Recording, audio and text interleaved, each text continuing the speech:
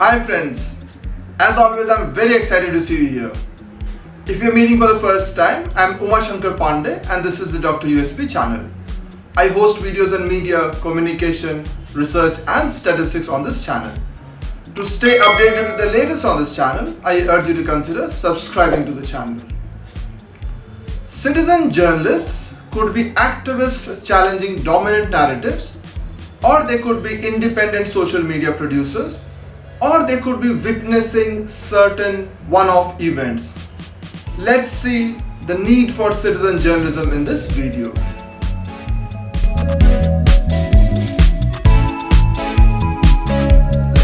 One of the problems with citizen journalists is a lack of proper professional training, which may restrict them from covering every possible event. Citizen journalism is regarded as a radical challenge to the institutional practices of the mainstream media. Orne Brink defines citizen journalism as news produced by amateurs. Berger, on the other hand, says citizen journalism is done by persons whose status is not that of hired hands in a media enterprise. Robinson and DeShano say citizen journalist is any person who does not get paid by a mainstream news organization to report and write online about a geographic community. Citizen journalists practice across a range of media, from homeless produced newspapers to community-based local radio and television stations. Dependence on experts leaves fewer opportunities for citizens to participate in production, reducing them to advisors. In many places, software allows users to set up websites and discussion groups with minimal expertise. Citizen journalism is often clubbed with new genres of journalism: participatory journalism, networked journalism, hyperlocal journalism, crowdsourced journalism, user-generated content, etc. However, Simon Cottle describes user-generated content as the mainstream media's strategy to neutralize the potential of citizen journalism to challenge its authority. According to Chris Atten, citizen journalism is a radical challenge to the professional and institutional practices of the mainstream media. The citizen journalist engages in native reporting, which in a post-colonial sense is a subaltern media practice that contests the power of professional journalists, resists their othering, and struggles within the politics of representation. Friedland and Kim suggest that citizen journalism is a contribution to discussion in the public sphere, whether in the form of simple information, synthesis, reporting, or opinion. The collective and anti-hierarchical forms of organization in citizen journalism does not allow for demarcation and specialization, for example. According to Pierre Bourdieu, symbolic power is the power to construct reality. Citizen journalism adopts social responsibility but replaces an ideology of objectivity with oppositional practices. It emphasizes first-person eyewitness accounts by participants. They rework the populism of tabloid newspapers to a radical style of reporting. According to Chris Atten, citizen journalism constructs a reality that opposes the conventions and representations of mainstream media. Citizen journalists engage in self-representation, community empowerment, and self-education through dialogue. Citizen media production aims not at state-promoted citizenship, but at media practice to construct political identity along with everyday life. Citizen journalism has its root in radical reformist newspapers that flourished in England in the late 18th to 19th century. Earlier, socialist organizations and political parties also encouraged worker correspondence in English newspapers. Bolivian miners' radio stations first appeared in 1952, the year of National Revolution. Others suggest citizen journalism's predecessor is civic or public journalism in the United States.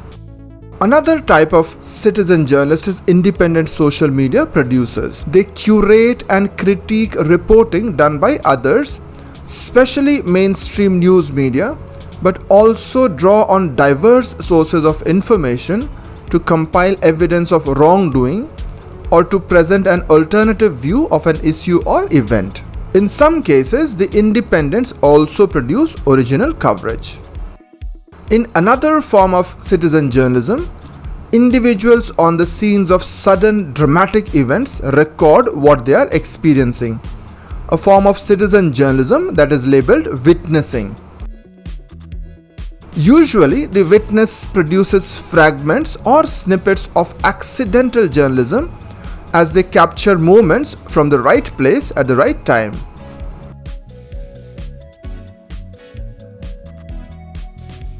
Berger, however, questions whether witnessing counts as journalism, arguing that a journalistic act stems from an individual consciousness of the rights and responsibilities of citizenship. One-off volunteering of journalistic content does not make one a citizen journalist. This form is, however, popular as it can be easily incorporated into the existing mainstream news content.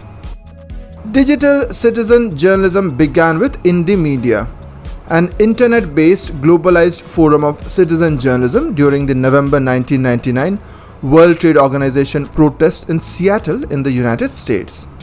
Many of those citizen journalists were activists affiliated with social movement groups seeking to tell an alternative story about globalization by using software tools and platforms. Ornebring argues that professional journalists constantly differentiate themselves from citizen journalists as they highlight their expertise in news judgment and the exercise of practices such as objectivity, fairness, and ethics. Citizen content is not viewed as a real news by professional journalists. Even when citizen content is deemed newsworthy, it is often controlled entirely by the professional news outlet. Gatekeeping remains the prerogative of the professionals. This leads to much citizen journalism content following the narrative logic of the mainstream news media. Often, there is no crediting or acknowledging of citizen-produced images or content. Live blogs by professional outlets need rapid, constantly updating content. They turn to citizens for hard-to-get content. The live blog use of citizen videos has even been called the production of the collaborative news clip. The relationship between professional and citizen journalists is evolving within certain digitally native formats. The non-professional status of citizen journalists tends to restrict the range of their reporting. The form appears most appropriate when used to report on local community issues or to present personal narratives from within a major event. In reporting hard news, citizen journalists have less access to elite sources and institutions. Kovacic and Drawbacks suggest some citizen journalism is a means to commercialize audience participation and that it can pander to populist tastes and lower ethical standards. This line of thought suggests that at best, citizen journalism does not support positive expressions of citizenship, and at worst, it can be propaganda or part of information warfare. Samuel argues some citizen journalists may work as citizen surveillance and monitoring of other citizens, encouraging voyeurism and crass exploitation of other people's tragedies. Some citizen journalists are increasingly violating other citizens' privacy and even using the information they collect to harass or threaten others.